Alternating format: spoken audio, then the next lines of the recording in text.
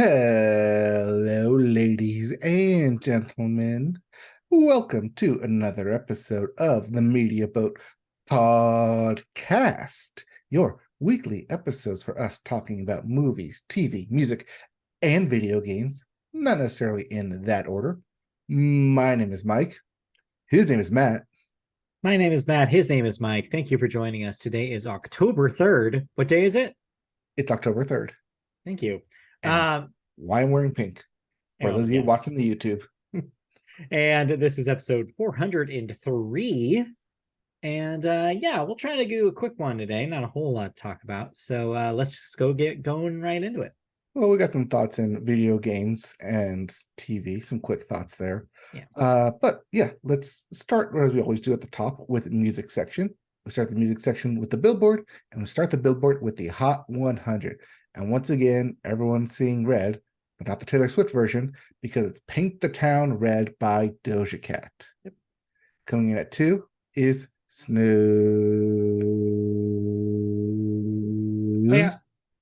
by SZA. At 3, Fast Car by Luke Combs. Coming in at 4, Cruel Summer by Taylor Swift. And rounding out your top 5, I Remember Everything by Zach Bryan featuring Casey Musgraves. As for your album chart, your Billboard 200, at number 1 is Nostalgia by Rod Wave. At 2, still at 2, Guts by Olivia Rodrigo. Meaning that she only had that at number 1 for 1 week. Only 1 week. Only on that debut week. At number 3, One Thing at a Time by Morgan Wallen. Coming in at 4 is Scarlet by Doja Cat.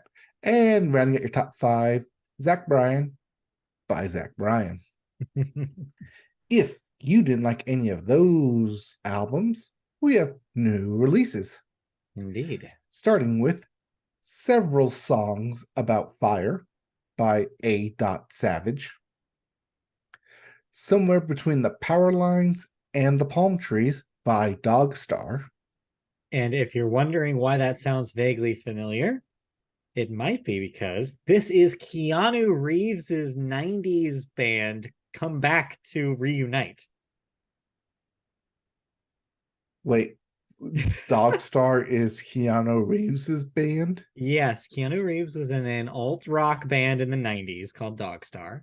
They recently reunited, and they're back with a new album. Yes. For some reason, I see Keanu Reeves as a bass player. You know what? I don't know what he plays. Google that another time, though. Let's try to get through the show first. Yes, because there's another dog album out there. For All the Dogs by Drake. I'll let you determine who are the dogs. This was actually on our list a few weeks ago, but it got delayed. This is actually supposed to come out this week? ? Unless Drake pulls it again. Yeah. But then once he does, we will finally know who let the dogs out. Yes, Baha Men show up. Yes, it was indeed Drake the whole time. There's also Crux by Glasser. Picture Perfect by Hannah Diamond. Goodbye Hotel Arcada by Mary Lattimore. Not That Fancy by Reba McEntire. Yes, that Judge Reba McEntire. Are We There Yet by Rick Astley. Yes, that Rick Astley. Yeah.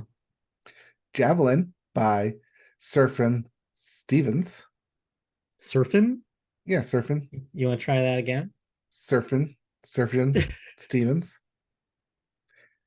And lastly, The Rise and the Fall by the Rural Alberta Advantage. Yes. Canada's favorite band. Something like that. All right. Well, there was so many music stories to get to. We got to pack them all into one tiny package that we call The Bits. The Bits. And we start with, hey, Ed Sheeran. You know how he put an album last week? Well, he is donating a portion of the proceeds from sales of Autumn Variations, the album he put out last week, to music education nonprofit Save the Music. If you don't know what Save the Music is, I also had to look this up.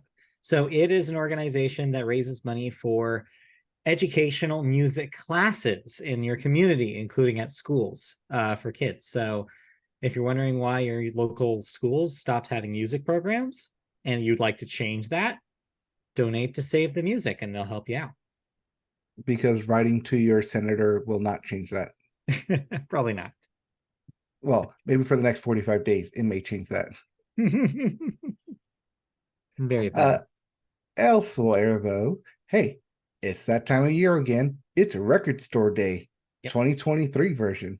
And this time it will feature 175 exclusives, including some re-releases from artists including Dr. Dre, Post Malone, Margot Price, and more. Yeah, obviously we can't go through all 175 here, but the most notable thing about it in the article I read is just the amount of classic hip hop artists are doing record releases this year. So if you're a hip hop head, Record Store Day might be for you this year. Did you see if there was any ambassador this year as Taylor Swift was it last year? No, it did not seem like that they're continuing in that path. But Okay. I don't know. Well, speaking of R&B legends and hip hop legends, Tupac Shakur was in the news, but not for the thing you think he did, because it's for the thing that was done to him. Because a man has officially been arrested in connection to the 1996 shooting of Tupac himself. Probably wondering why it took this long. I'm not really sure why it took this long. But yeah, I guess it wasn't that cold of a case, and they were able to pick up a trail of something that they had been tracking since 1996 and finally arrest a guy. So I don't know. Just goes to show you sometimes it takes a long ass time to figure it out. 27 years in the making. Yeah. Let's see what else around the music news. We have Epic Games. We talked about how they had bought Bandcamp and people were kind of up in arms and like wondering what they were going to do with it. Well, turns out they're just going to sell them to Song Trader. Yes. So a couple things about this story. One, it was weird that Epic bought them in the first place. It didn't seem like a logical purchase for them. Turns out that they now agree with that statement, as it was one of many cost-cutting procedures that they did last week. They also laid off a bunch of people. We'll talk about that in the video game bits a little later. But yes, they just realized that Bandcamp was an asset that they could lose, and so they sold it. So second thing, these guys, Song Trader is literally a music like licensing company. It's really unclear exactly.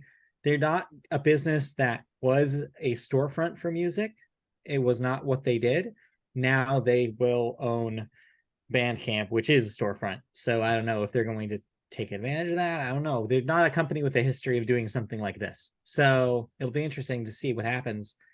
It is important to say, though, that, when Bandcamp was owned by Epic, it didn't really seem to change any of the use, like whether from the artist side or from the buyer side. It seems like it was pretty much the same product that they bought. Whether or not Song Trader chooses to leave Bandcamp alone remains unclear. They made a statement on the day of the sale, though, that they would keep it a open platform for artists and people who want to buy their music. So we'll see if they live up to that statement. All right, well, that's good to hear. Potentially. We don't know. I mean, maybe this will get more people to Song Trader. Whatever the hell Song Trader does. Right. Anyways, one of our big talking points on the music is the Rock and Roll Hall of Fame ceremony. Well, typically when they get announced and inducted, it shows up on HBO like 2 months later. Yeah. Well, that's no longer the case, as it will now be live streamed on not HBO Max like you might think, but no, Disney Plus. Yes. Getting into the music game and live streaming. It appears that they are taking a page from their Elton John concert. here because Elton John is one of the people who is set to perform at this induction ceremony. So they're just taking that path right and following Elton wherever he goes, and is going to live stream this as well. I did watch that live stream. It did look like it was kind of interspliced with a lot of too much close-ups at times. So I'm not sure how much of a live stream it's going to be for a live stream. I mean, we'll see. But that being said, we will talk about Disney Plus live streams in the in the TV section. Yes. Let's see here. Two other stories, both with dealing with people who are high profile in the 80s. Dramatic pause there. Yeah. One being Cher, who was accused. Cher was accused of hiring 4 men to kidnap her adult son. All right. So much needed context for this, because you're probably wondering, like, what? Why? So it involved her son Chaz. No, the other one, the other child. So her son was reconnecting with an ex-wife that Cher, I guess, does not approve of. I guess the divorce was kind of messy. And so this was her basically trying to get him to get away from this situation, like, forcefully. It's not a good look for Cher. Yeah, nothing says nothing like a come to Jesus moment than being kidnapped by 4 men and realizing, oh yes, what I was doing was wrong. I need to follow these 4 men who kidnapped me. They know what's right for me. That's a good point. Yeah, so needless to say, don't do that. As a family drama, this should not become public like this. Cher should just leave him alone. Anyways. Well, all she has to do is just believe in life after love. Apparently, she doesn't. Anyway. Sorry, love after divorce? Yeah, I guess in this case. Yes. So. And lastly, in music bits, Bruce Springsteen has postponed his remaining tour dates after a peptic ulcer diagnosis. So yes, he had already had delayed his September tour dates because of this. Now it's official that the rest of the year he will no longer be on tour. Of course, hope that he gets better and hope that they figure out what's going on so that way he can tour in 2024. If he decides to keep touring. Yeah, which I assume he will if he can. Yeah. All right. That's it for music bits here. Did you have anything else to add? No, that's pretty much it. I mean, one thing to add. I saw Mariah Carey will be going on tour around the holidays singing a holly jolly Christmas and whatever Christmas song, holiday song she tends to sing around that time. That one. Yes. The house music one. Yes, the one that's playing in all the houses. Yes. I also saw that another real brief music story we didn't that I didn't have because Variety didn't report on it. People didn't leave Britney alone again. Britney Spears had a video of her playing around with what looked like real knives, and some people called the cops on her. They were fake knives from a prop company that in fact was on hard times due to the strike, due to the SAG-AFTRA strike and the lack of work for ongoing production. So, 1, leave Britney alone. Don't call the cops on her. Trust when she says that they're fake. 2, it turns out that that prop company sales went up 50% just from exposure from Britney's video. I was going to say that if the knives are that good from that prop company, yeah. 1, props to that prop company. And 2, it just shows that how good their props are. Exactly. I mean, yeah. So there you go. So yeah, just wanted to mention that. Please, for the love of God, leave Britney alone. How many times? I did enjoy the Knives Out dance, though. Right. Well, she was saying she was doing what Shakira did at the VMAs. She did a similar knife dance thing. Anyway, I was the only person who watched the VMAs. It's fine. I accept this. You accept your punishment of knowing this. Anyways, all right. Did you watch it? Did you listen to anything? Nothing of note this week. Not really. Are you looking to listen to anything this week besides maybe Drake? If he decides to release it. I guess if that Drake thing actually comes out, I guess we'll talk about it next week. So, all right, let's then move on right ahead into video games. And we start with new releases, and a bunch of stuff is getting released, including Silent Hope for the PC and the Switch, Scorn for the PS5. That was previously an Xbox exclusive. It's that time of the year again.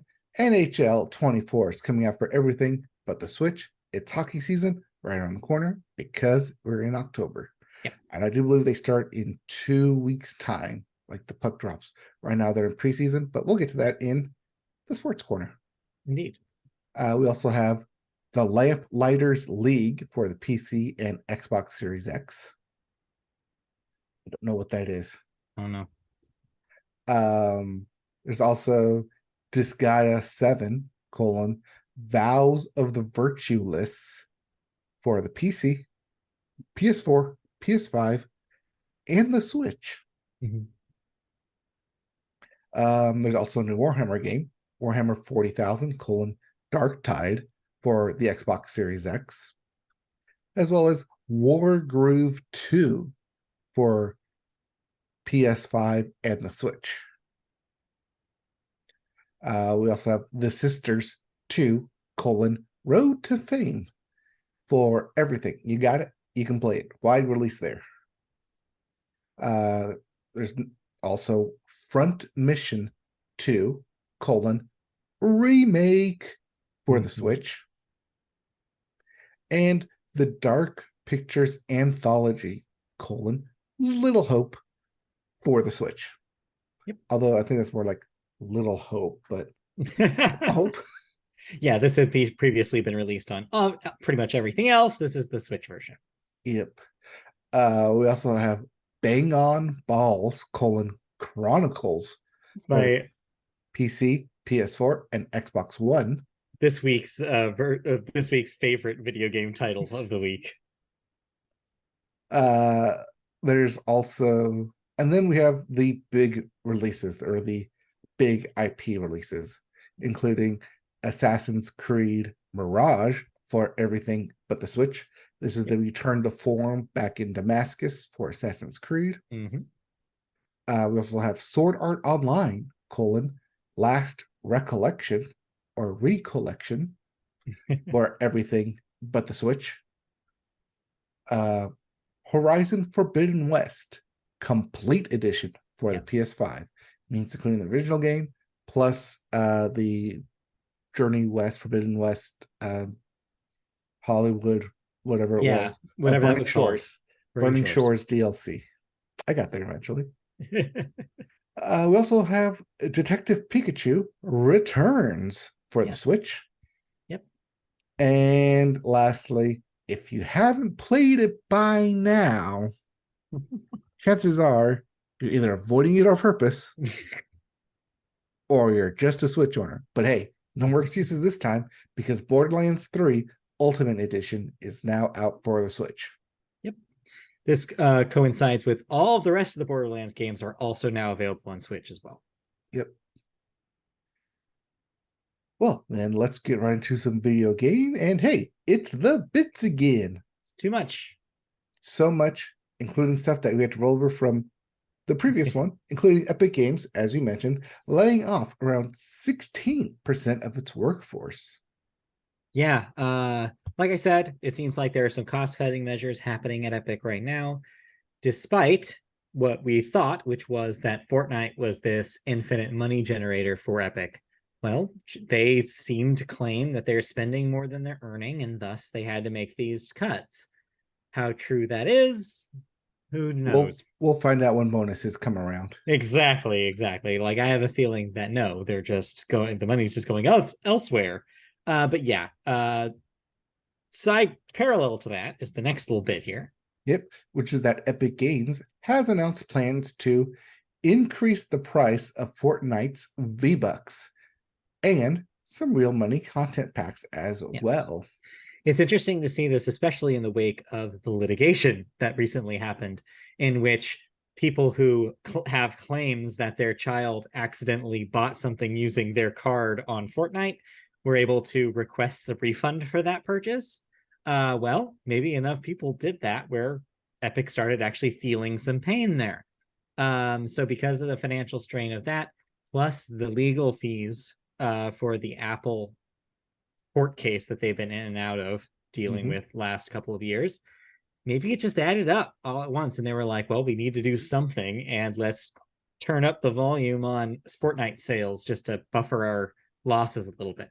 Again, that's what they're claiming. Who knows if that's actually the case, but that's what's happening. Well, you could either see an increased price for Fortnite V-Bucks, or if they want to put out a new game, Fortnite 2, and then shoot themselves in the foot with that, a la Overwatch. Yeah, they saw Blizzard do that, and it didn't work out for them. So no. Yes. Fortnite Infinitum. All right, let's get out of Epic Games and let's talk about Sony Interactive, as CEO and president Jim Ryan, who we talked about last week and couldn't get his name right, is set to step down from his position. So turns out we didn't need to know his name for that much longer. No, not for much longer. Sony knew him for a while, though. Apparently, he was at the company for 30 years in various positions until finally rising to the ranks to this president of SIE position, or CEO of SIE. So him stepping down, they put in an interim person from the Japan side in just for the period, like just for the rest of the kind of planned tenure. Eventually, they will promote someone to this position that we have yet to know who that will be. But yeah, Jim Ryan had an interesting kind of time as CEO. I think most people focused on the negatives, like him making weird statements about not believing in backwards compatibility, saying that like no one wanted to play like old PS1 games at one point when asked about Gran Turismo. I think original Gran Turismo being available still to play. So I think people were already kind of two minds about him. But when you look at the successes, it's kind of undeniable. Like the PS5 launch, despite being in the middle of a pandemic, has been a huge success for Sony. It is now setting sales records that they haven't seen since PS2. So, like, he made some good calls. Some other not so great calls, include maybe the Sony the PlayStation VR stuff, 2 being kind of less exciting than 1, and kind of coming out to a disappointing sales at least so far. And there's going to be an interesting question mark: what happens with this new PlayStation Portal device in a post Jim Ryan tenure, when that was clearly something that he put a lot of work into? We'll see. So yeah, overall, I mean, not one of the most probably recognizable Sony CEOs, but I think it will go down as, yeah, he had some successes, and the PS5 era was largely, so far at least, a pretty successful era for the PlayStation brand. Yeah, so this is him taking his losses, taking his lumps, but ultimately riding off into the sunset on the back of a PS5. Yes. And I don't know, the thing looks like it probably is jet propelled somehow. It's like, I don't know, it looks like a spaceship. So yeah, he's blasting off somewhere. All right. Let's move on to the other side of the coin here, to a developer, Electronic Arts, as they have seemingly delisted its entire FIFA back catalog from digital storefronts on consoles and PC. This coincides with the release of Football Club 24, which was the big release last week. Yeah, makes sense. If they don't have the rights to release new FIFA games, they probably also lost the rights to sell on their storefronts old FIFA games as well. So yeah, this was predictable. This makes a whole lot of sense. So if FIFA just disappears, this is why. Yep, we've seen this with other games before, where a company will lose the licensing to one or part of the game. So instead of trying to fight that legal battle, they just take the whole game off market. They take the game off. And they take their ball and they go home. Or whatever. Yeah, it's a ball. Yeah, FIFA plays with the ball. Exactly. It's soccer ball. Yeah, they take their ball and they take it to wherever FIFA headquarters is. Another pitch. Another pitch. What they call it, yeah. Yeah. Anyways. Anyways, we'll talk about pitches and stadiums later. Let's go back to Sony real quick. Sony has launched an investigation after a ransomware group claimed to have breached the Japanese company's system. I did not get any email on this. No. So thankfully, they were able to find out that it was not a big breach and it was mostly a threat, and they were able to assess it very quickly. But there was, when I saw this headline hit early last week, I definitely had a thought where I woke up in 2011 again. Because anybody who's been on PlayStation platforms long enough will remember in 2011 there was a similar breach that actually did shut down Sony's servers, and any online play for PlayStation games was unavailable for, I want to say it was like 3 or 4 weeks. It was a long period of time. It was about a month, but hey, yeah, everyone got Sackboy's free to play after that. Yes, I remember getting that Little Big Planet 3, was it? I think. Yeah. Whatever game it was, for free, and I was just like, oh, this is kind of nice. The only reason I played that game. Yeah, same. So yeah, it was definitely a weird time to live. But yeah, I thought we were on the precipice of that happening again. No, it wasn't as bad as they thought, and nothing was lost. So crisis averted. While that crisis has been averted, another one has not been, because director of games such as Bayonetta and Wonderful 101, Hideki Kamiya, has decided to leave Platinum Games, but at least he thanked fans for their support following his decision. Yeah, this was interesting. Kamiya actually was a pretty big name in Japanese gaming when Platinum Games was formed. Before Platinum, he was a big developer over at Capcom, in which he headed games like Resident Evil 4, one of the most important action games of all time. Yeah, so he definitely has quite a resume on him. He was also in charge of the first few Devil May Cry games, also pioneering that entire genre of character action game. So he was extremely pivotal in Japanese games at the time. And Platinum, also made an impact as well. You had like games like Bayonetta, less so Wonderful 101, but also like, they also were responsible when he was at Clover Studios, which later kind of became Platinum. He was also responsible for Okami, the Zelda-like fox watercolor painted game. So yeah, like he definitely made an impact. Also known for his kind of snarky Twitter persona, in which he would often brag about blocking people when they asked him inappropriate questions. So yeah, Kamiya will be missed. What he's doing next, who knows? Maybe it's a new studio. Maybe it has nothing to do with games.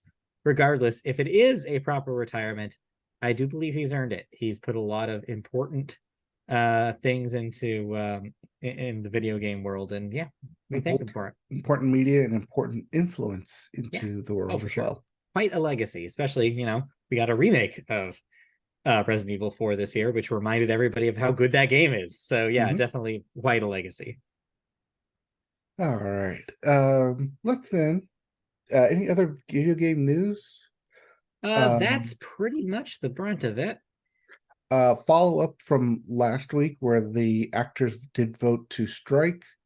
They are not going to pick it yet. They're actually, I believe they did get a new deal. So what I had read, the headline I read was, and this might be out of date by now, is that they had met and that they were still deciding upon whether they were going to okay the contract or yet, and they had decided not to strike yet until they decided to veto it. If they decide to disagree with the contract, then they will strike, but they have not reached that conclusion yet. I think that's where I saw that there was a deal that was sent to them, so there is no strike yet. But still, yeah, no news, no updates on whether or not that strike will happen. Okay. And lastly, that PS Plus price bump hits this week because it's now October. Yes. So that means if you aren't already a subscriber, if you're going to do a new subscription, this will affect you going forward. Yep. Unless you paid 10 years in advance 5 years ago, like that one guy did, then you're just laughing in everyone's faces. Well, some of us don't think that far in the future. Some of us don't have the money to pay that much upfront for the feature. Anyway. Speaking of having money to pay upfront, yes. Some of us also like free games. Hey, who doesn't like a free game? You played some free games. Yes, I did. And I see you telling me which game to talk about first. Might as well go in order. We might as well go in order. Yeah, because this is actually the order that I played them. So we talked about Disney Speedstorm being released last week, the free version. If you wanted to pony up and pay what was either $60, $40, or $100 for the Founders Edition, plus extras, then you got to play this game for about 3 months now. Otherwise, if you bit your time and waited, because they promised it would be free, just like Disney Dreamlight Valley will someday be free. Someday. Still waiting on that. Still waiting on that. Disney Speedstorm is now out for consoles. It's not out for mobile yet. That is coming later this month. But the free version for platforms, PS5, Switch, Xbox Series X, that is out now, available to play for free. And yes, whenever you hear that a game is out for free, there's a catch. And that is that you're paying for the cosmetics. You're paying for the upgrades. You're paying to win, essentially, at times. Yeah. Unless you want to grind. And hey, speaking of grind, do you like Mario Kart? Because this thing's got grind rails in it. Oh, shit. Yeah. So Disney Speedstorm. It is mobile kart racing with Disney characters. Yep. Sounds about what I thought it was. Exactly what you think it is. It's stylized Disney characters, both animated, CG, and live action, thrown into the mix. And everyone's got their own racing vehicle. I can't really call them karts because they are not flat on the ground. If anything, they're more like buggies. Okay. With like actual engines and tires and stuff. And it's okay. I need to get this out of the way. It looks really good. Okay. It plays really good. I'm having a fun time playing this thing. All right. I really like that the races are short. Mm-hmm. It's usually 2 laps instead of your typical 3. There are times where it'll be a sprint. It's a single lap. But otherwise, it's mainly 2 laps. You go around once, and it says final lap, and you just sprint around again. Your tactics are pretty much the same. You want to pick up the attacks boxes, their bonuses, your specials. You want to hit the speed boosters, and you want to jump and drift slide everywhere to get the boost. So pretty basic Mario Kart-esque stock, built upon it with Disney characters and the Disney karts or Disney tracks. What's good about the tracks is that there's a lot going on in these things. The tracks look great. They look amazing. I think that's where they put a lot of their time and effort into this, is making the tracks feel fun to play. It's not a basic track of, okay, here's a flat outline. This is where we want to go. No, it's ups and downs and layers and different ways to go and grind rails to hit the shortcuts. It's fun. It's interesting. It always makes you want to find the best route the more you play it. And because they're short, it makes you want to jump right back in. That's all the positives. Negatives is that it is a pay to win kind of service. There is a gacha. There is a battle pass-esque tactic to this, as well as daily missions and monthly missions, and they call them season missions as well. So certain characters are locked behind these season missions, to where you have to compete them on a daily and weekly basis to unlock more characters. There are certain characters that you get just by progressing through the main story. Everyone outside of the basic gets Mickey, Donald, and Goofy. Outside of that, they're currently doing a Aladdin missions, so you can get Aladdin, Jafar, Genie, as well as any of the support characters, because there's a lot of characters in this thing. Not only do you get your main characters as your drivers, but there's also a lot of support characters to help boost up your driver. And that's where all the good stuff is paywalled, because you can grind for it, you can try and find them, but there's always the carrot of, hey, for $3 you can just unlock it.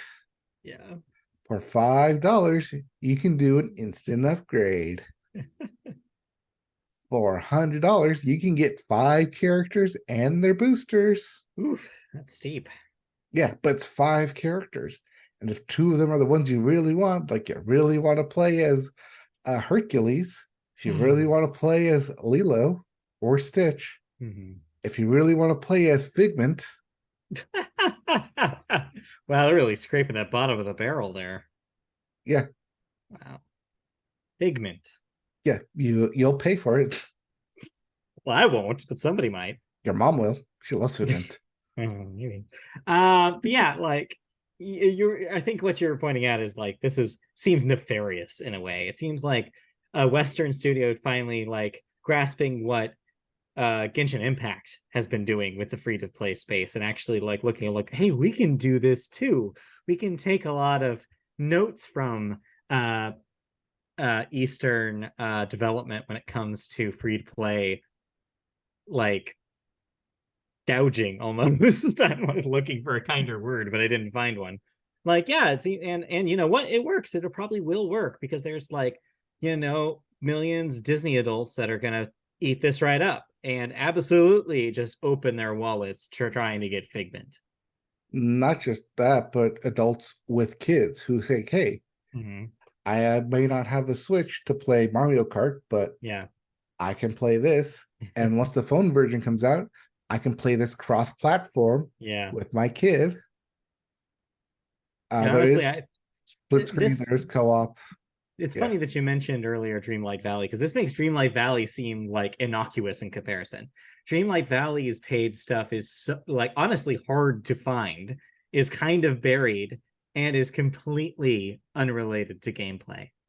This seems the complete opposite. This is no, it is incentivized you for gameplay reasons to get these other things, which is wild to me. How big of a left turn, for lack of a better term, that is away from that previous strategy. So yeah, that's fascinating.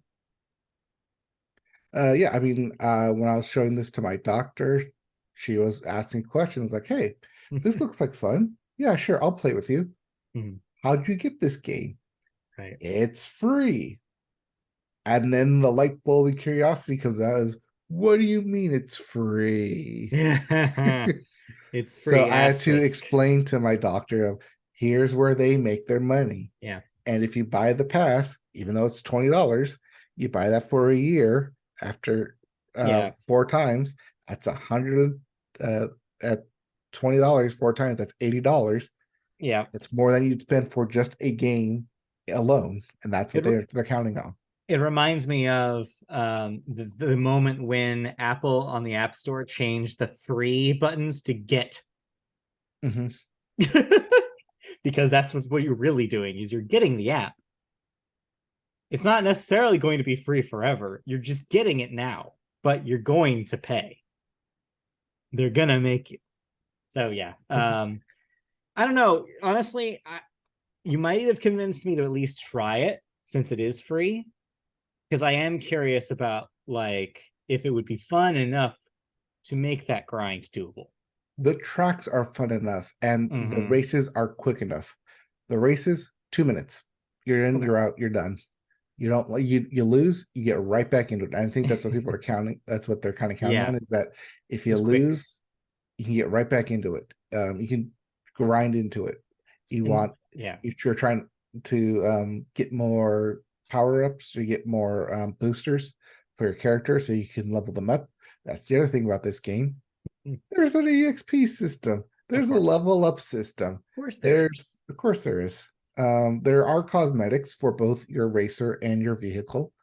But let's be honest, as long as there's an EXP system and a leveling up system, people are going to grind and pay to level up, and you want to level up all your characters so that way eventually when there comes a challenge that is character locked, you can just play it, or you have to go back and grind some more to up your characters.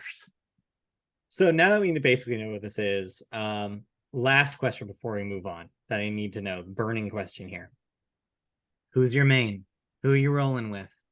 Currently I'm rolling with Mickey because he's the first character you get. Also, that's the most boring answer you could have possibly given me. That's like playing as Mario in Mario Kart. Come on. Let me finish, okay? He's the At first character you get. Goofy. He's the first character you get, so it's easy to level him up. That being said, as soon as I got Megara, there we go. That's I leveled her up all the way because she's part of the monthly tracks. Oh, really? Yeah. So I had to immediately level her up, which is why what? If I tell Christy that she could play as Meg in a Mario Kart that has Disney characters, yes, she is absolutely going to want to play this game. Like I said, it's not that hard. I think it took me about an hour to get through the basic missions. Okay. And then get into the like the core racetracks. That's the other thing though. That I wanted to do co-op right off the bat. Can't do it. Locked. Can't do that. Wow. Yeah. Level up to level 3 first. Well, yeah, there's your character EXP, and then there's your profile EXP as well. Well, I guess I found out now that what I will be doing while watching the Phillies wildcard game tonight, I will also be getting to level 3 in Disney Speedstorm.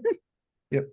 But you gotta also unlock the character for it too. So yeah, so I'll have some my work cut out for me to surprise Christy. Like I said, everyone's gonna get the core, the basic like trainers, which is Mickey, Donald, and Goofy, and then after that it goes into everything else. Yeah. All right. Well, dang it! They got me. They got me with it. Just happens to be Christy's favorite character. Yeah. Anyways, let's sometimes just gotta get. I mean, hey, there's a variety of characters in here. What are the odds? Speaking of a variety of characters, yes. Tell me about the other free-to-play game that you played based on the other animated franchise that you happen to have feelings for. Yes, My Hero Academia. Yes. Ultra Rumble. Rumble. Yes, plus Ultra Rumble. I gotta get the full name in there. This My Hero Academia plus Ultra. Yes. Rumble. I understand this is a battle royale. So is this just Fortnite? Yes. All intents and purposes, yes, this is just Fortnite. All right. You select your animated hero from the My Hero franchise. Mm-hmm. Someone from class 1A or one of the 3 villains. And that's it. There's only a total of, I think, was it 18 people so far? No, 10 plus 3 plus 3 is like 16 people. I mean, that's a lot more than Mickey, like Donald and Goofy. So like given that. Yeah. But yeah, I feel like if you don't understand My Hero Academia, or if you don't like Fortnite, or if you just don't like those team-based 3-on-3 tactics, then this game is not for you. That's your basic barrier of entry here. Yeah. So yeah, it's more or less like Fortnite. You're set into the 1A school, and you're gonna run around and pick up upgrades for your character. Every character gets 3 attacks: a range attack, a strong attack, and a special attack. And you have to run around and save people or open up chests in order to upgrade your character, upgrade your attacks, or stock up on healing and armor. Very similar to Fortnite in that there is a build phase essentially, and then there's a mist that closes in that you have to defeat all the other teams on. It's a 3-on-6 battle, meaning that there's 3 players on a team. 6 teams in total. 1 team survives. You can, if one of your teammates goes down, you can revive them as long as you have revive tickets and go to the right place. You can save civilians, but you are leaving yourself exposed. So you require your other teammates. The default for this is open communication. So if you have a mic, it kind of defaults to that kind of style and gameplay. But like I said, your main barrier of entry is going to be, do I like My Hero Academia enough yeah, that I want to play a Fortnite style game? Like, and then do I want to play it enough to where I can unlock all the heroes? Because much like the Disney Speedstorm, after you get through tutorials, you're only going to have 3 or 4 characters unlocked from the get-go, and you have to play more to unlock more characters. So it's, it seems like a lot of caveats, like for most people. One of the things I want to make sure when I say the difference between these two, deal with Disney Speedstorm, you can use a play account from their service to cross play and to jump and play from different consoles. So if you go on PlayStation to a Switch to eventually your mobile, you can have the same profile. I have not found that to be the case with My Hero Ultra Rumble. Okay. It from what I've seen so far, it looks to be locked to the console, to the profile that you're playing in. So, like in my case, I was trying to play it on the Switch from the PlayStation. It made me start all the way over on the Switch, and I couldn't. Maybe it's there. Maybe I just didn't see it. But I'm trying to find, like, where is the profile synchronization for My Hero Ultra Rumble. Well, I hope it's there, because that seems like a lot of stuff to redo. But right, either that or you have to kind of main one console. So yeah, that's a good PSA for people who want to try this. Well, it seems like then I guess compared to the two, this seems like a much more niche product. I mean, in looking at other gameplay, it is very niche in itself. And even when it came out, like it was announced, it was a very niche, much like the Crash Bandicoot Rumble game, which was a paid game. And I think it still is a very niche. Whereas this one is at least free. And you can try it out and test it. And until you get level 10, you're just going to run into AI robots. But then once you hit that level 10, then you're going to be thrust into the world of other players, online play, and just get your like stomped. Stomped. Exactly. Well, I guess it's there if people want it. That seems like something you want. I mean, I'm going to try a little bit more of it if I can, but between these two, surprise, surprise, it is Disney Speedstorm. Yeah, that seems like that I am more steering towards. Yeah. Anyways, did you play anything? Just a little bit more Starfield. Kind of just cleaning up some missions in that thing, bouncing between maybe trying to mainline the story a little bit so I can wrap that up pretty soon, see what the ending looks like, see what the New Game Plus kind of thing is before the end of the year, so that way I can talk to that for end of the year discussions. But yeah, nothing really else besides that. I guess I'll try out Disney Speedstorm now. Okay. But besides that, kind of in a holding pattern until Mario Wonder on the 20th. So looking forward to that. Yeah, I mean, definitely check out Speedstorm. It's free. It's, like I said, the races are quick. The tracks are beautifully done. But at the end of the day, it is a racing game. Yes. It's a kart game. Yeah, but who doesn't like Mario Kart? And I'll try on Mario Kart. Yeah. I'll try on Mario Kart like. All right, let's move on then into the second half of the show where we talk about television. And we always start the television section with the sports corner. It is an exciting moment in sports because we right now, and I'm going to reorganize your stuff a little bit to talk about the important shit, which is The Major League Baseball playoffs have started today, starting with the wild card games. One of them has already wrapped, or two of them have wrapped up, and two of them are either in progress or have yet to start. One will start in just a few minutes, actually. Your first round here was you have the Texas, the Texas Rangers. Yes. Why do I always hesitate on the Rangers name? Like, I always feel like I'm going to mess it up. Because you want to say Texans. That's why. I do. And I don't know why. Because the Houston Texans and the Texas Rangers. It's confusing. That's a confusing name. They should change that. They should be forced to change that name. Sorry. Texas Rangers took one against where am I? The Tampa Bay Rays. Yes, the Rays today. They will have a second game tomorrow, and best of 3 takes that series. Yeah, good thing those wild cards are best of 3, because otherwise one of the top teams would have been gone out of a one game play. Your second game was a surprise win from the Minnesota Twins, taking it against the Blue Jays. I watched the end of that, or a portion, almost the end of that, and it was quite a display from the Twins. I was like shocked with how well they played that. I see people saying is that they're a stealth team, stealth team to watch in the playoffs this season. So we'll see how that goes. Then moments ago, we had the Brewers start their game against where are they? Arizona Diamondbacks. They're at the Diamondbacks, right? So we will see how that game goes. Is currently tied 3-3. Dang. Okay. All right. And then thanks to a Ketel Marte home run that literally just happened.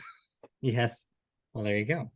And then you have the last game that will start in just a few minutes here, which is the Phillies. And who are they facing? The Philadelphia Phillies and the Miami Marlins. The Marlins, right. I wish you just had that here. The Derek Jeter owned Miami Marlins. Yes. So those are your wildcard games today. Wildcard play will extend to tomorrow. And if game 3s occur, they will happen on Thursday. And then next week, you will have the divisional games. So that's what you're looking at schedule-wise. Now we can go to what you wrote down here, which is the overall standings of the teams that made it to the playoffs, starting with the Atlanta Braves with 104 wins for their season, the Orioles with 101, the Dodgers with 100, those being your top 3 teams win-wise. The only teams to crack the 3-digit mark. Yeah. And the Dodgers did it on the last game of the season. Meanwhile, on the other side of the coin, who were far, far, far from any playoff contention with the most losses, are the Athletics with 112 losses, the Royals with 106, and the Rockies with 103, and the White Sox with 101. Your top 4 in losses. So the rest of those playoffs will continue, like I said, in the next week. So we will have more to talk about when the divisional matchups happen next time. Yeah, other than that, just to wrap up from the divisional talk from last week, it was a tight race between the Astros and the Rangers, and they ended up having the same record by the end of it. Yes, unfortunately, that did mean we had to say goodbye to the always the bridesmaid, not the bride, Seattle Mariners, who just almost they almost did it, but didn't quite make it. Yep. But yeah, because they tied, that does mean that they go to the interleague play in terms of who would win between the two. And the Astros ended up being the number 1 seed there. Unfortunately, even though they had the same record, but because the Rangers couldn't beat the Angels for one more win. All we can do is just cross our fingers that they get ousted later, and they don't make it all the way. But we'll see. Anyways, anything else about baseball before we move on to other sports? Because believe it or not, other sports are happening.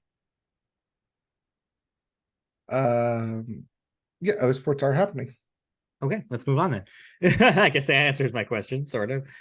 Meanwhile, in the football world, the NFL season continues. No team on the AFC is either winless or undefeated. So they all have a mix of stats there for you. There's at least a number there. No goose eggs. Some numbers.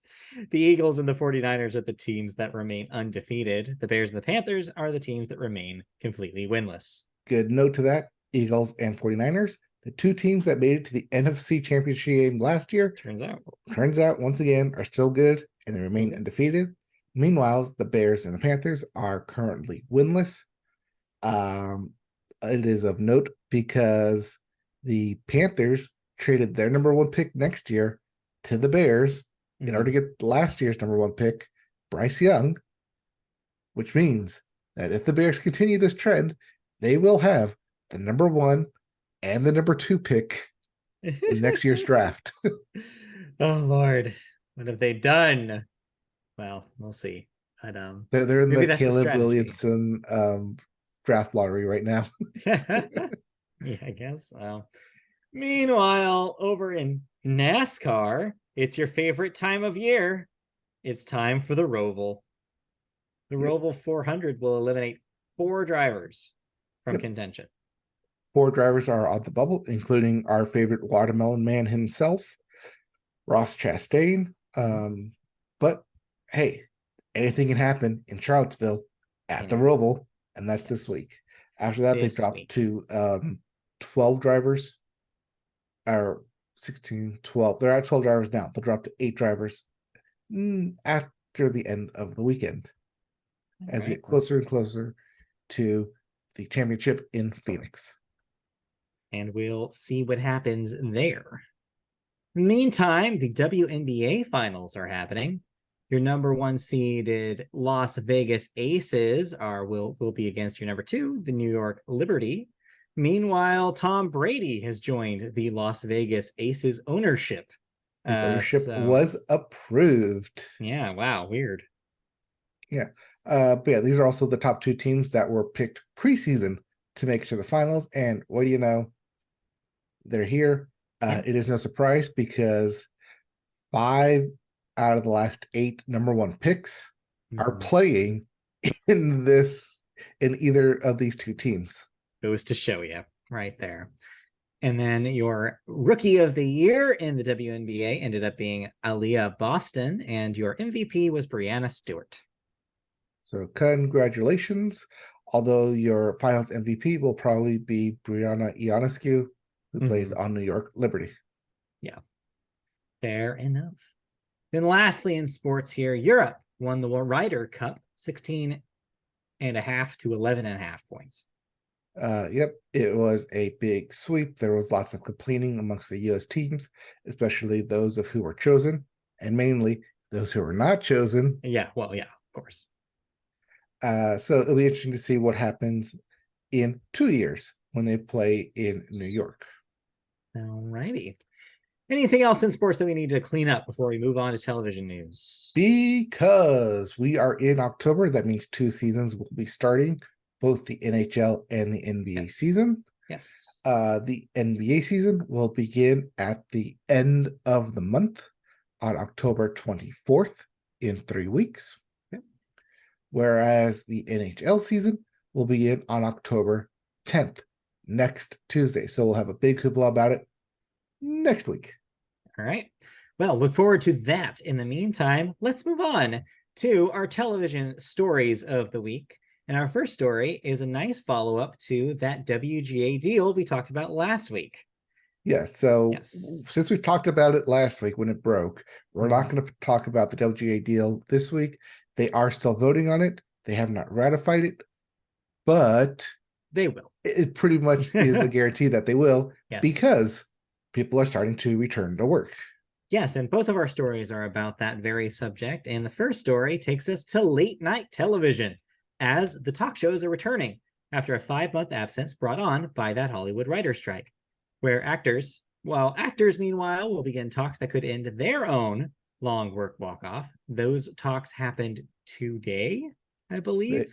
They will continue into tomorrow. Right. There is no word on whether it's good or bad, but the fact that they have been talking for 3 days straight it's good. Means that it is trending probably in the right direction. So yeah, we'll have an update on that next week. But in the meantime, CBS's The Late Show with Stephen Colbert, ABC's Jimmy Kimmel Live, and NBC's The Tonight Show starring Jimmy Fallon were the first shows to leave the air when the writer's strike began on May 2nd, and now will be among the first to return on Monday night. So this past Monday. Comedian John Oliver got his first take on the strike out exuberantly, returning Sunday night to his last week's night show on HBO, where he delivered a full-throated support for the strike. Quote, "I am furious that it took the studios 148 days to achieve a deal that they could have offered on day bleep 1. So I watched this episode earlier today, caught up on all of that. And yeah, I agree with him wholeheartedly. It's just ridiculous that it took this long, but I'm happy that these shows were able to get back started up. I also watched the first half of, before the playoff game started, of the first Seth Meyers show that he did returning from the break. And yeah, it seems similar vibes from both of them, which is like, no, I wanted to be doing this. Like, it sucks that we weren't able to be doing this, but it was for a good cause. We're happy with what the union was able to get. And yeah, thankful for everybody who stayed in solidarity with them as long as it took, and because it was worth it. Ultimately, the vibe is that all the writers agree it was worth it, and I'm happy to see them return on their terms instead of the studio's terms. Yep.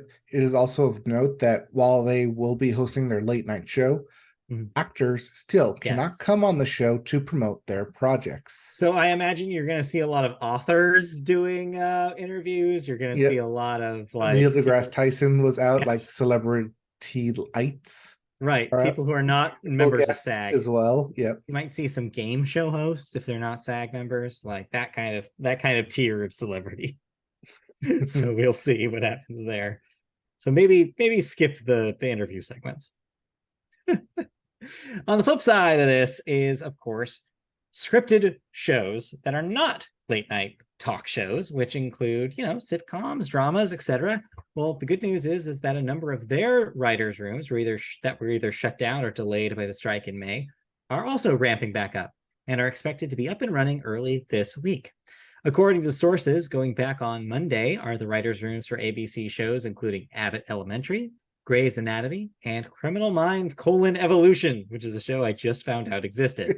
Fox shows include 911, which is now on NBC, ironically enough, The Cleaning Lady, and the animated trio of shows Family Guy, Bob's Burgers, and The Simpsons. Showtime's Yellow Jackets will resume on Wednesday. Starting early next week are writers' rooms for CBS shows Ghosts, NCIS, Fire Country, Young Sheldon, and The Neighborhood, among others. Universal Television's NBC drama Quantum Leap, the reboot, which was in production when the WGA strike started, will reopen its writers' room on Monday, alongside Law & Order and Law & Order SVU. For HBO, the main priority now is getting their tentpole series, The White Lotus, Euphoria, and The Last of Us up and running right away to make those deadlines. All three have also been written solely by their creators, Mike White, Sam Levinson, and Craig Mazin and Neil Druckmann, respectively. So something they can continue to do under this new WGA deal. So what this means is writing can start again. This does not mean production can start. This is important to note. So scripts will be written, but obviously it will be on the shoulders of the the SAG-AFTRA strike to whether or not when they can actually put these episodes that they've written in production. So this still does not give a ETA about when these shows will begin airing again. No, but it does at least get the foundation for these upcoming shows, upcoming series going. It gets that motor started, so it means that they can get the production below the line started as well. See what they need in terms of sets, certain costumes, makeup, that kind, while they still deal with the SAG-AFTRA, because all that below the line is part of IATSE. Right. So waiting a lot of other shoes to drop before ultimately they'll be able to continue. So we'll see. But at least they're able to write again. Yeah, I mean, there's the writer's room, and with the new WGA contract, expanded and minimum episodes of writer's room. Yes, they got what they wanted in that capacity, and that will be exciting for writers' rooms. All right, let's move on to some thoughts. You watched, let's see, it looks like 2 things that are on television and 1 movie. So one of these Not a is a movie. movie. Not a It movie. is a movie. Not a It is movie. a movie. We're not having this argument again. It is a movie. How It long just is it? happens. It happens to be on Netflix. No, how long is it? I do not know the runtime of this film. It is 40 minutes. Still not a television show. 40 minutes. It is a movie by a It is movie director. it is a part of an ensemble of upcoming shorts where the rest of them will be 17 minutes. All right, let's get this in the bud. I'm talking about Wes Anderson's The Fine. Wonderful Story of Henry Sugar. Fine. I'll tell you what I'll do. We can talk about it here, but the Chiron is saying movie thoughts. I'm sorry. Okay. All right. It's 40 minutes. It is short. I get why you putting it in movies because it is directed by Wes Anderson. This. Come on. All right. Anyway, sorry. Directors Wes Anderson directed and wrote an adaptation of a Roald Dahl book for Netflix Go. Yes. In addition to other editions of Roald Dahls, which will be coming in the coming weeks to Netflix. But this is the first one, The Wonderful Story of Henry Sugar.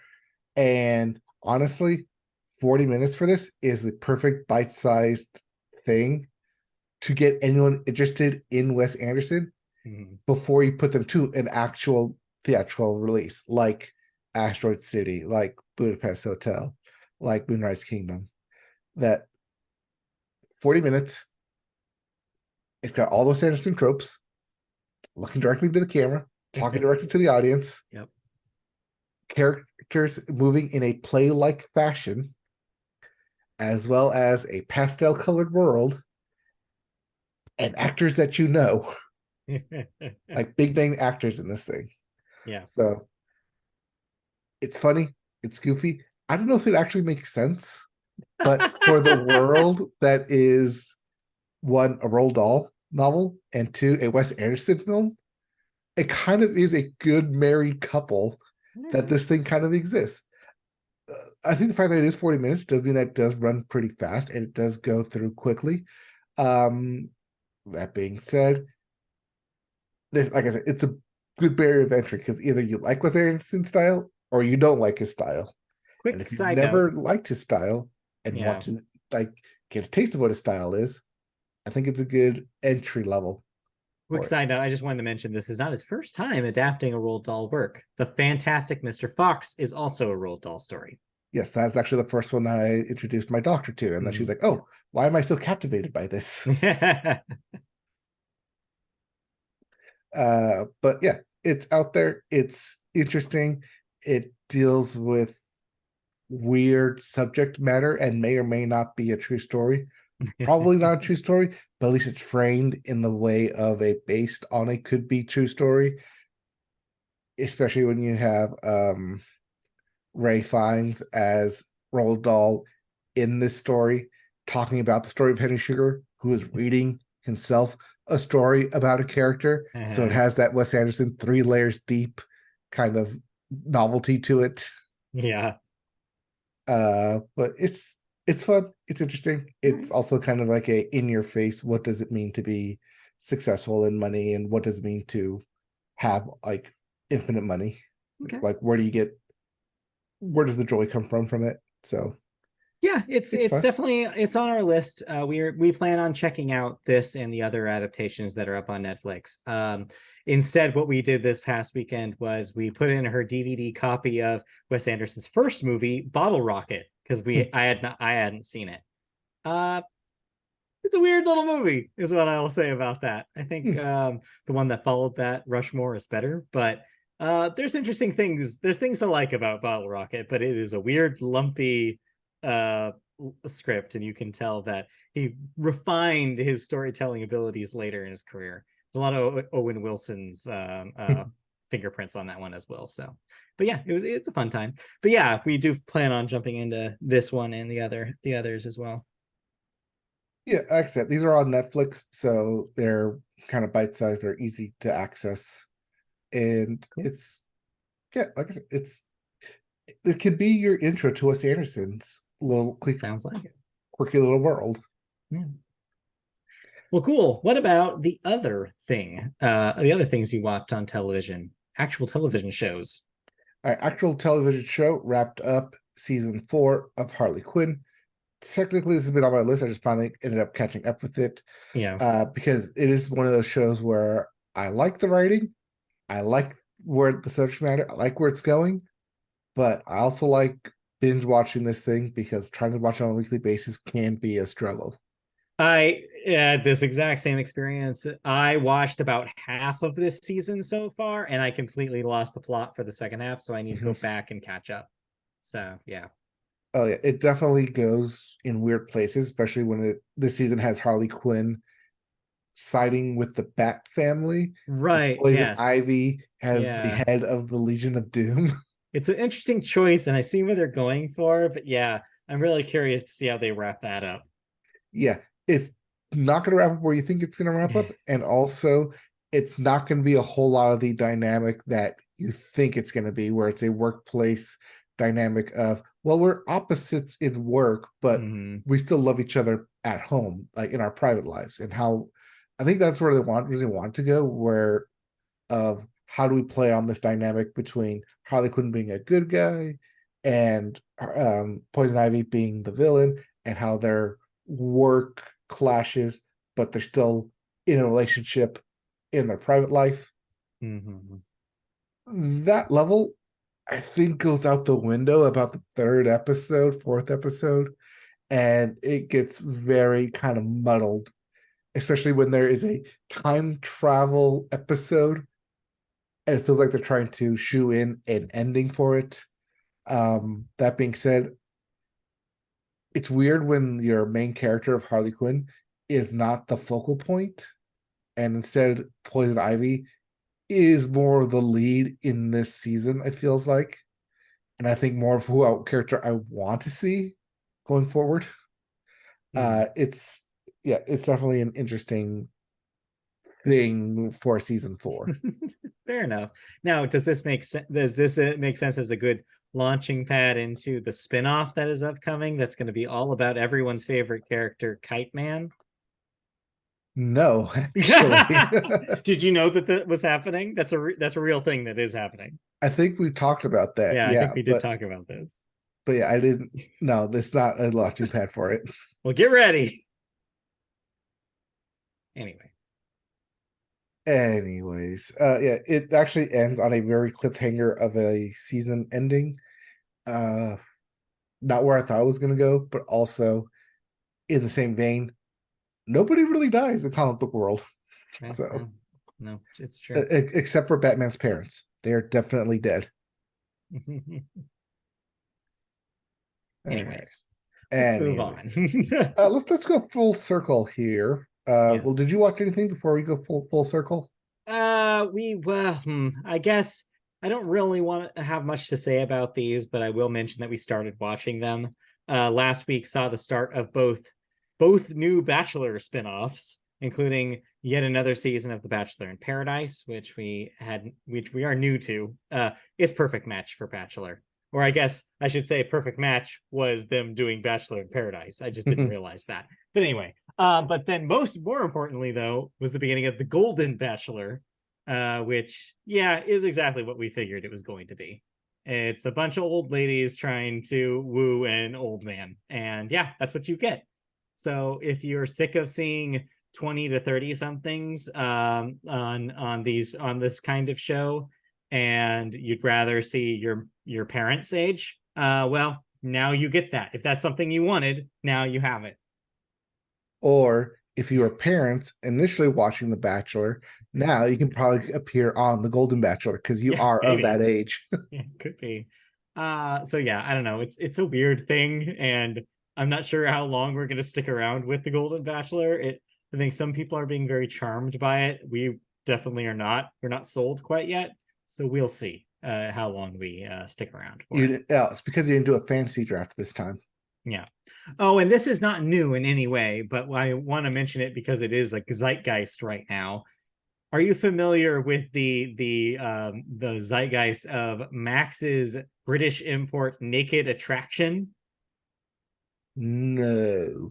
So this has been making its rounds around social media. There is a British show called Naked Attraction, which is Naked and Afraid, but a dating show. I believe this is on Max. Yes, that's what I said. It's on Max. Okay. So yeah. So the premise is, yeah. I saw the little blurb for this as I was scrolling by, like the new features. I did not play it, but No. it did look like one of those dumb reality shows, dating shows.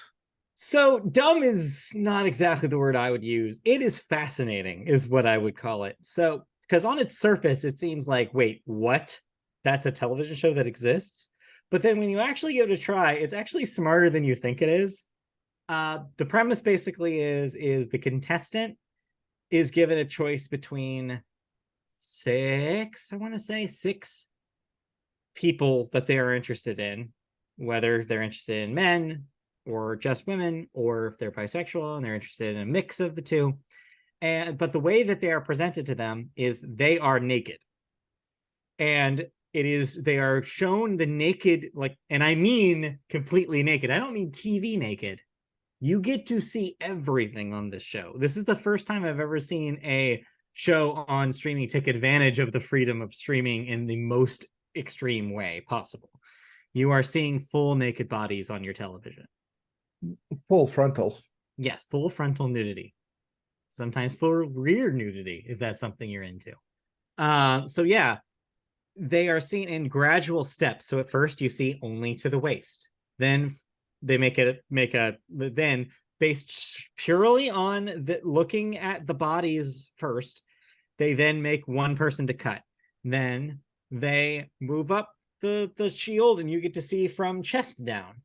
Then they get to make another round of an elimination. And then finally they see the full like the face as well, and you see the full body again, completely naked. Then they make another, and basically it goes until finally they're down to two. Then the contestant themselves gets naked, and then gets to make the final choice of which of the two they decide to go on a fully clothed date with. So the pitch is dating in reverse. They're seeing the naked bodies first and then meeting them in a date capacity. Unless you have someone like Quentin Tarantino who will only look at them from like the waist down. So it's interesting because, yeah, I feel like the knee-jerk response to this is very easy to be like, oh, well, that seems very that's ridiculous. Like, we shouldn't be choosing people on attraction alone. Physical attraction is only a piece of the puzzle. Like, this seems like I feel like the moral police would have like things to say about this. Like, don't tell your conservative grandmother about this show. They'll freak out. That's why Love is Blind exists. Yeah. But the interesting thing about this show is that while they are doing while the contestant is looking at the bodies, they're actually talking about them and the host are actually talking about like why humans are attracted to these things. What is the percentage? Like, what is the percentages of people polled say about this kind of thing? Like, why are women attracted to certain kinds of penises? Why are men attracted to certain kinds of breasts? You know, like it actually goes into talking about bodies as they're more than just like this like side thing to a person. They're part of a person. And it's interesting. The show is actually, I think, shining a light on these kind of conversations and normalizing those kind of conversations in a way that feels more comfortable, because a lot of people don't even breach that until like date 3, date 4, you know, until they get really serious with the partner. All right, if you ever get that far. And so, yeah. And so it's interesting to see a show basically like, well, what advantages can you gain by getting all of those cards on the table first? And so I think it's an interesting concept. So there's like 6 seasons of all at once of this thing because it's been on the air in the UK for a while. And so, yeah, you can just watch all of these. And so, yeah, we've been slowly going through it, and like, it's been a fascinating thing to watch. So yeah, don't let the concept scare you. If you're comfortable with seeing a lot of naked bodies, I recommend watching it with a partner who is also comfortable with seeing a bunch of naked bodies, because you'll be able to talk about like, oh yeah, this is the kind of thing that I like, or this is what I like about you, and like kind of like comparing, contrasting. What if you want to watch it with someone who doesn't understand the concept of a naked body? Well, the good news is that they won't remember jack shit. So I think you can put anything in front of them right now, and they won't know the difference between that and Zaboomafoo. So I think yes, but they will know the difference between actual football and Toy Story football. Yes, let's go into that, because this is the next thing we actually want to talk about. Yes, Disney Plus, ESPN Plus, and probably on Hulu because Synergy had Toy Story Funday Football, where the game that was in London between the Jaguars and the Falcons was also played, slightly delayed, simultaneously in Andy's room from Toy Story. Yes. Did you happen to watch any of this? I saw a couple of screenshots. I did not see Yeah. anything in motion. I did not see this in person. No. It is ridiculously funny. It didn't really highlight any specific player. Oh, and it broke down after the first play because they had the claw machine place the football, but someone forgot to write a code of keep the football there and not return to its default spot, which was at the 20-yard line. So after the first down, the ball would be placed and then slowly move back to the 20 where it defaulted. That's real so bad. you go to a wide view and like completely like someone to rearrange something. But that's real hey, dumb. At least they got it working, and it was kind of funny to watch. The only like clean looking things were the cutaway Toy Story bits. Other than that, it was kind of funny to watch. Like not funny in the haha, I'm laughing at this, but funny in the I can't believe we're living in a world where this actually exists kind of funny. Wow. Yeah, no, it seems ridiculous. I saw a lot of the feedback was basically like, this is impractical. This is a dumb way to watch football. It is. Yeah. Especially in terms of fantasy football. Oh, yeah. Definitely a dumb way to watch it. But that being said, in terms of a game that I really do not care about between two teams of like the Jacksonville Jaguars and the Atlanta Falcons. They picked a good one to do this stupid stuff on. Yes, it's definitely a good one to where like I don't really care about either of these teams. So I'm just going to turn on this version of it. Yeah.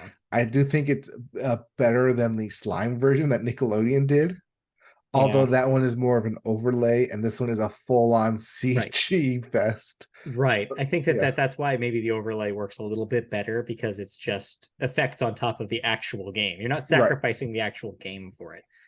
It'll be interesting to see what that looks like in the Super Bowl this coming up year. Like, we'll see how that works. But all right, let's move on. Anything else that we watched before we wrap up? The Amazing Race is back. Episode 1 is up. Same with Kitchen Nightmares. That season has returned, season 8, I believe, after taking a 10-year hiatus. Woo, that's a long time. But yeah, Gordon Ramsay and Fox makes cheap television and gets around both WGA and SAG. Turns out. All right. Then let's move on then into cancellations and renewals. What am I no longer watching? There you go. A little delayed on the line there. Alice in Borderlands got renewed for a 3rd season on Netflix, and no one knows what is going to happen. No, because in the comics it only goes up to season 2. So here's where Netflix officially breaks canon and destroys its own universe in Alice in Borderlands. Have fun with that. And then Only Murders in the Building on Hulu gets a 4th season. That wraps up today. Yes, tonight. We'll not talk about that because it premieres in like half an hour from now. Yes. So I'll talk about that next week. Next week. Same with Ahsoka. It wraps up tonight. So we'll talk about that next week. So yeah, no cancellations, but 2 renewals for you. As for deaths, we got a couple to talk about this week. First of all, a knight. Sir Michael Gambon, I believe. Gambon? Aged 82, actor mostly known for role in Harry Potter, but also was in Gosford Park, The Seeing Detective, and a 3-time Olivier Award winner and a 4-time BAFTA winner. And part of the original member of the Royal Performers, or whatever they were called. Yeah, something like that. With Francis Olivier himself. Yes. So yes, a legend of stage mostly, but yes, also had some screen appearances that are notable. Yes, most notably, more recently as Dumbledore 2. Yes, the second Dumbledore. And then we also had Tim Wakefield, age 57, a baseball player, played for the Red Sox and the Pirates. 57's pretty young. He was drafted by the Pirates, but most notably known for pitching 17 seasons in Boston. Was it 17? Yeah, 17 seasons in Boston and part of the team that broke the curse of the Bambino. Ah, got it. There you go. And then also he was why Curt Schilling was being trending on Twitter because he didn't want people to know that he was going through cancer. And Curt Schilling just blurted out on his podcast. Oops. I mean, not the worst thing Curt Schilling has done, but as people are finding out, yes. The state of Rhode Island has a lot to say about that man. Let's move on to the movie section, our final section for today, and let's talk about the weekend box office numbers.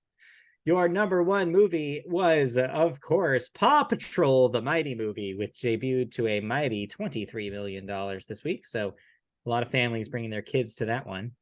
Number two, also premiering this week, Saw X with $18 million. Number three, The Creator, also premiering this week with $14 million. Number four, The Nun 2 made another $4.6 million. That's at $76 million domestic. Rounding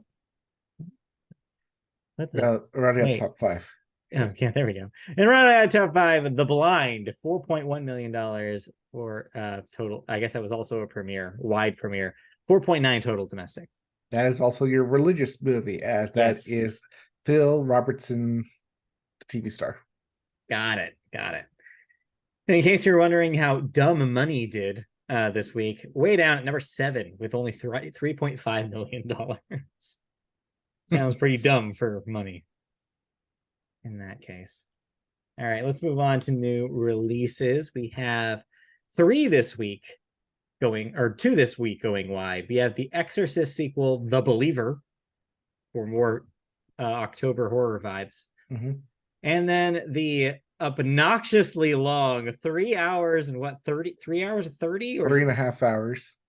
Jesus. Scorsese film Killers of the Flower Moon. So if you want to wet your pants in theaters this week. This will also appear eventually on Apple TV Plus.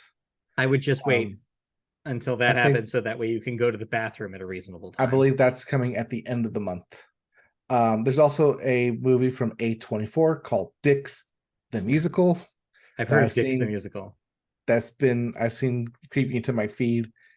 But yeah, that also gets a limited release this week. Yeah. So look forward to it might not make $1 million. Yeah, we'll see, I guess. All right, let's move on into some movie news.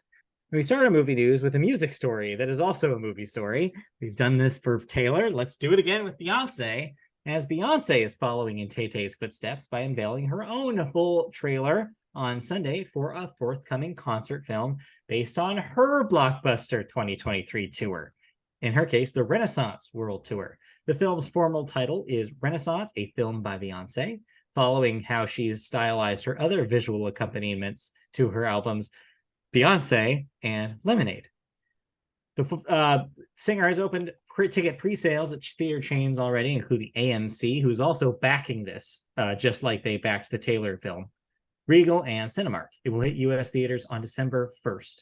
Parkwood Entertainment teased a late announcement for the final domestic stop on her tour, and Beyoncé uploaded the trailer to her Instagram shortly before 11 p.m. Pacific time.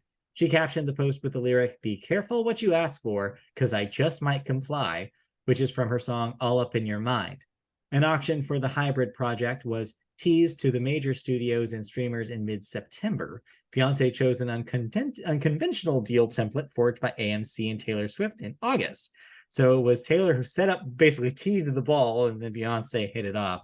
So both of them succeeded based on this deal that AMC created for them. Swift's film was self-financed, and she will see well over 50% of those box office grosses in this arrangement, reports said. So Beyoncé will thus get the same deal. This is according to sources from Variety. Makes sense. Yep.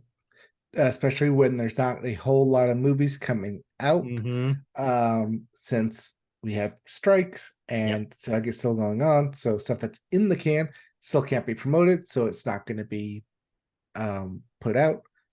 Thus, 2 high-profile concert films will be coming.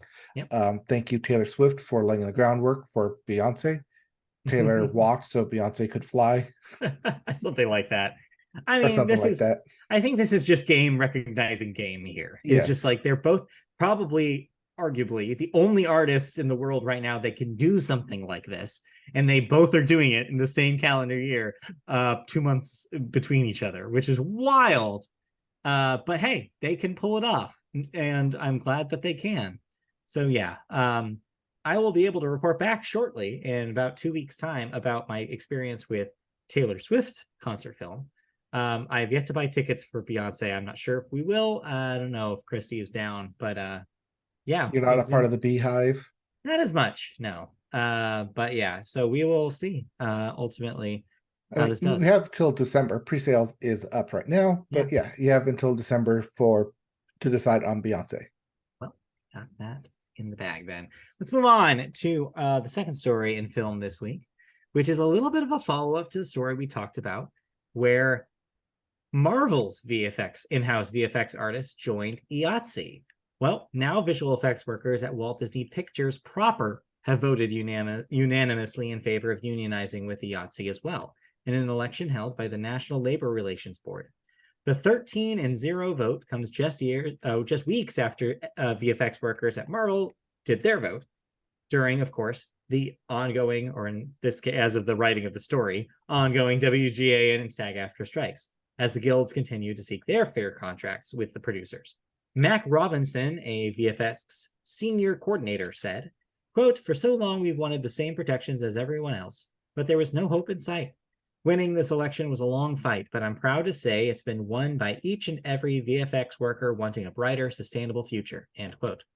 The 18 crew members who work in-house at Walt Disney Studios seek fair compensation for all hours worked, adequate health care, and retirement benefits. With the workers behind the vote, the union's next step is to engage in collective bargaining negotiations with Disney executives to draft a contract that addresses the workers' needs. Negotiation dates for these talks have yet to be set, but I imagine it will follow the template now set by Marvel's talks.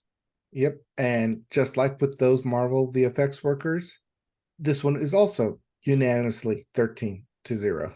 Yeah.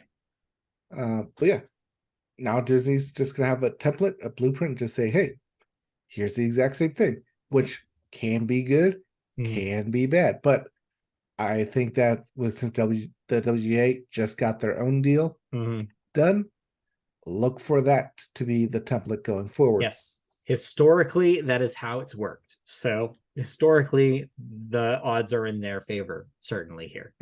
So yeah, good for them.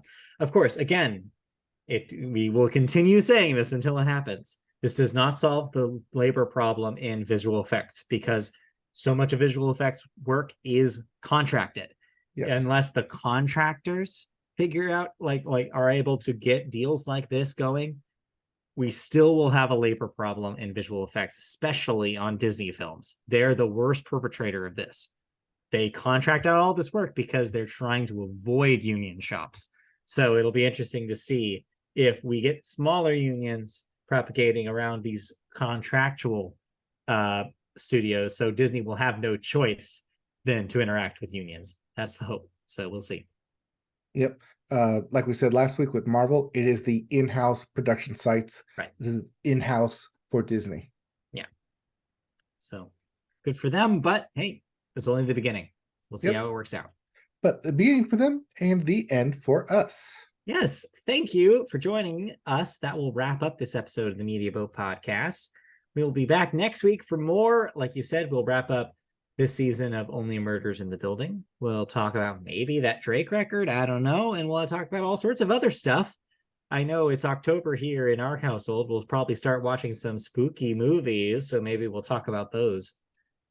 Disney's The Haunted Mansion comes out. We'll talk about that. Also, Loki comes out this week. So we'll talk about that as well. Disney Plus stuff. And you'll wrap up Ahsoka next week as well. Yep. In the meantime, we'll talk about all sorts of other stuff that we don't even know about yet. So tune in next week for that. In the meantime, you can find our video versions of our podcast on our YouTube channel. Just go to YouTube and search Media Boat Podcast to find our channel. Like, subscribe, and click the bell for notifications when new videos are uploaded. You can also find us in audio form if you'd rather listen to us in your ears exclusively.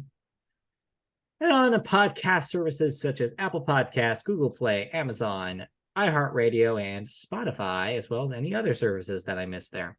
You can find us on social media platforms like Twitter/X, where we're at MediaBoatCast, Facebook, search MediaBoat Podcast to find us there, twitch.tv/MediaBoat, where you can find us playing video games every once in a while. You just recently streamed some Disney Speedstorm. And you can also find us on MediaBoatPodcast.com, which is a helpful archive for our shows, as well as places worth writing where we talk about some of our longer thoughts about things that we've enjoyed this year. Last but definitely not least, if you want to email us questions about the show, questions for us, just things you want to know, comments about anything, you can email us on mediaboatpodcast@gmail.com, and we will read those emails here on the show. So thanks for joining us. We'll be back next week for all that and more. So see you guys next time. Yep, we'll be back next week with more news, more thoughts, and more of us. Look forward to it. All right, bye. Bye.